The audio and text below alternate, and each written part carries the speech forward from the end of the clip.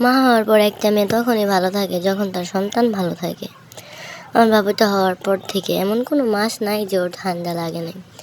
অনেকটা বাচ্চার ঠান্ডা লাগলে কেমন লাগে সেটা যাদের বাচ্চার অসুস্থ হয় ওরাই ভালো বুঝতে পারবে। আমার বাচ্চার এমনও হয়েছে যে 4-5 বার হসপিটালে ভর্তি থাকতে হয়েছে এই ঠান্ডার জন্য। প্রত্যেকটা মাসে ওষুধ, ডাক্তার, ঠান্ডা এসব করতে করতে একটা বাচ্চা কত ওষুধ খাইতে পারে।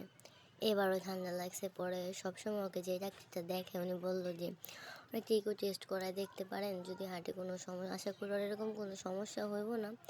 সমস্যা হলে যাদেরকে ট্রিটমেন্ট আছে বা আপনি টেনশন ফ্রি থাকেন, এই জন্য ওর ইকো টেস্ট করাইতে এনেছিলাম।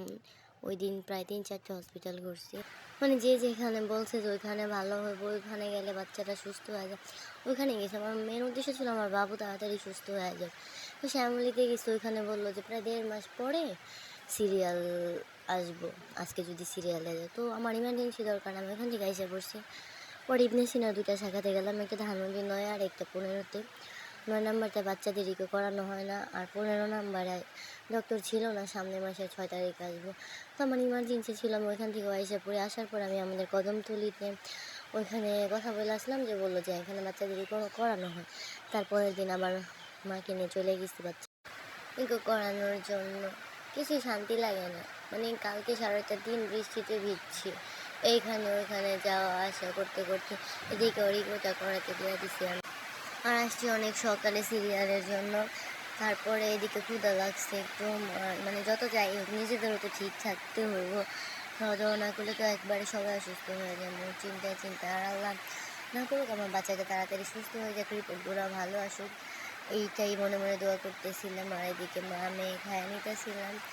তারপর আবার এখান থেকে খাওয়া দাওয়া করা যাওয়ার পর আবার বাবুর এক্স-রে করাইতে হবে একটা, বুকের যে বুকে কোনো ঠান্ডা কফ টফ কিছু আছে কিনা। তাই আমরা খাওয়া দাওয়া শেষ করে দিয়েছিলাম। আমার বাবুকে কিচ্ছু খাওয়াতে পারতেছিলাম না, ও ঠান্ডায় জ্বরে এমন অবস্থা যে কিচ্ছু খাইতে চাইতেছিল না, মুখে কিচ্ছু নিতেছিলাম না, জুসটা অবধি ওরে খাওয়াতে পারতেছিলাম না। আমি এখানে আবার বসে আছি, ওর এক্স-রেটা করাবো আমি।